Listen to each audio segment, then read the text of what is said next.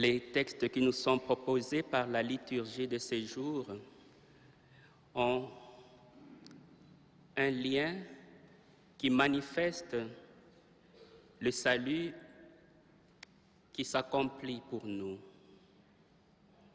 Il y a d'abord lieu de voir la première lecture qui est tirée du livre du prophète Isaïe, le chapitre 40.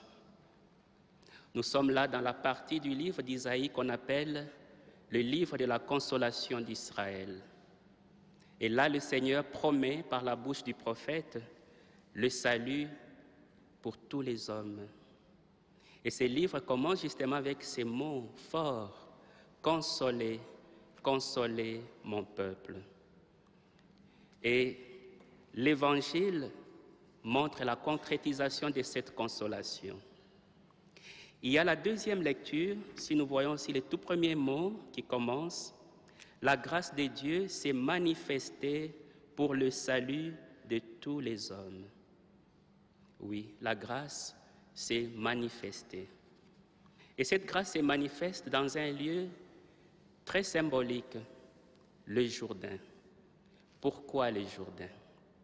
Des fois, nous pouvons lire ces textes rapidement, sans voir justement cet élément capital qui donne un message si fort, le Jourdain.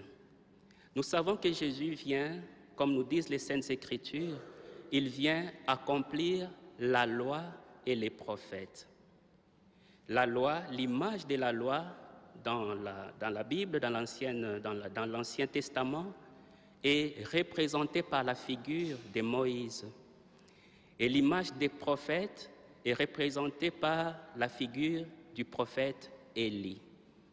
Or, ces lieux, le Jourdain, c'était les lieux justement de la transmission de cette mission du salut. La loi a transmis sa mission aux abords du Jourdain. Il faut voir les livres du Deutéronome, les chapitres 3 et surtout les chapitres 1er. Et il y a le prophète Élie qui a fait aussi la transmission de la mission dans ces lieux, les Jourdains. Il suffit de lire les livres des rois, le deuxième livre des rois, le chapitre 2. Et alors là, nous voyons que Moïse n'a pas fait la traversée du Jourdain, mais c'est là qu'il a donné les discours, les derniers discours qu'on retrouve dans les livres des Deutéronome, où il parle au peuple en rappelant tout ce que Dieu a dit et en disant au peuple, voilà comment vous allez vivre. Il y a ce long discours de Moïse qui est dans les livres des Deutéronome, et ça s'est fait justement au Jourdain. Et Moïse ne continuera pas, c'est Josué qui prendra la main et qui va continuer avec le peuple. La loi, Moïse qui donne, qui transmet. Élie de même, avant son élévation, il vient, il traverse le Jourdain.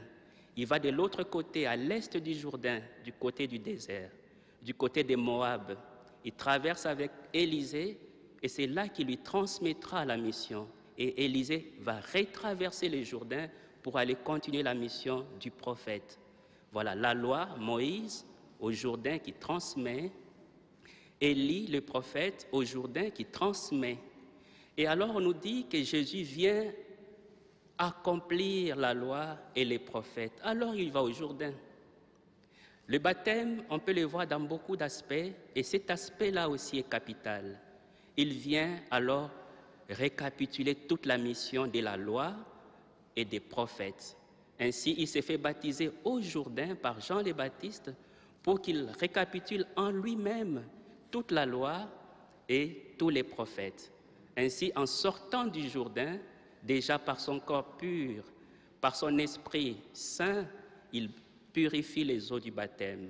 L'eau du Jourdain qui était les lieux où les fils d'Israël venaient pour se faire baptiser pour leur conversion, pour la rémission des péchés, ils venaient pour pleurer leurs péchés, devient les lieux de l'élévation de tous ceux qui ressortent du baptême, car ce bain des baptêmes devient un lieu de renaissance, un lieu de régénération, un lieu de récréation comme nouvelle création. Voilà un sens aussi profond que celui-là que nous donne le sens même du baptême, le baptême du Christ.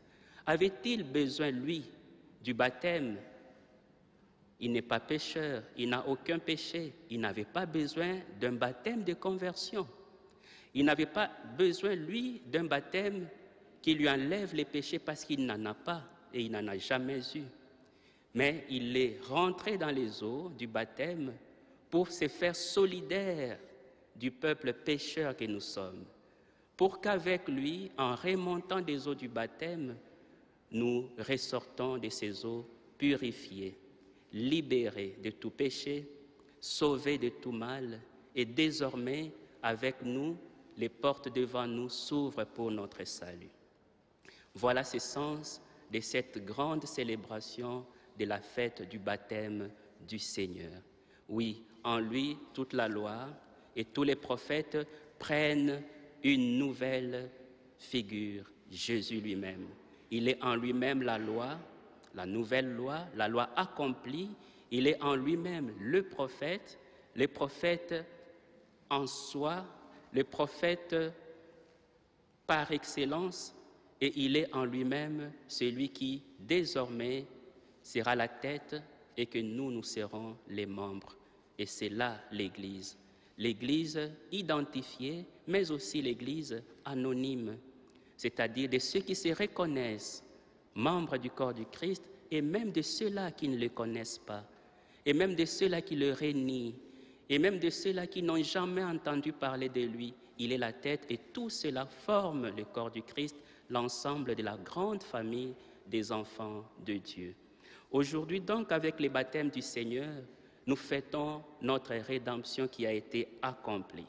Et c'est comme ça que le texte de la deuxième lecture nous dit si bien, la grâce de Dieu s'est manifestée pour le salut de tous. Oui, pourquoi ne pas dire merci au Seigneur? Parce que sa grâce s'est manifestée pour nous aujourd'hui et pas demain, aujourd'hui. Et sa grâce s'est manifestée pas pour une seule personne, pas pour un individu, mais pour tous. Et sa grâce s'est manifestée pas de la façon abstraite, mais de la façon concrète. Sa grâce se manifeste dans votre cœur, mon frère. Sa grâce se manifeste dans votre cœur, ma sœur. Sa grâce se manifeste dans nos familles. Sa grâce se manifeste dans notre société actuelle, quelles que soient les tribulations, quelles que soient les épreuves, quelles que soient les tentations, la grâce de Dieu se manifeste et elle demeure toujours. Oui, nous disons merci au Seigneur pour cette célébration qui nous rappelle que nous sommes des sauvés. Cette célébration qui nous rappelle que nous sommes engendrés de nouveau. Cette célébration qui nous rappelle que nous sommes nés de nouveau. Oui, nous sommes nés de nouveau. Nous sommes maintenant nés de l'Esprit. Nous sommes nés du feu. Nous sommes nés du corps et du sang du Christ. Que la grâce de Dieu Tout-Puissant, qui s'est manifestée en nous, puisse toujours nous habiter et que nos cœurs restent ouverts à cette grâce.